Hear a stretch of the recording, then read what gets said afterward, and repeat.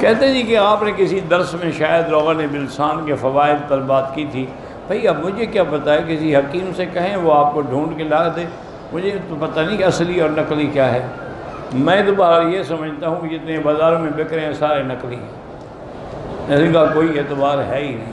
اتنا سستا بلسان مل ہی نہیں سکتا. اس کا بہتر حل جو ہے دو ہے. ایک تو اگر آپ کا کوئی دوست ہو بدر میں تو اس سے کہیں کہ وہ روغن بلسان اپنے سامنے نکلا کے شیشی میں بند کر کے تمہیں بھیجیں. اور دوسرا یہ ہے کہ بلسان کی لکڑی جو ہے نا وہ مل جاتی ہے.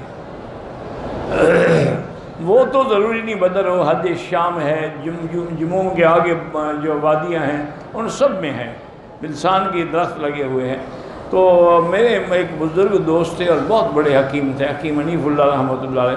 وہ فرماتے تھے مکی صاحب آپ اصلی نہ بھی ملے نا تو یہی لکڑیاں لے لیں، ان سے چھوٹی سی ٹکڑے کر لیں، ایک دو ٹکڑے چائے بنانے کے وقت ڈال دیں یا دودھ جب گرم کرتے ہیں اس میں ڈال، یہ وہی فائدہ دے گا، اور شک بھی نہیں ہوگا کہ اصلی ہے کہ نقلی.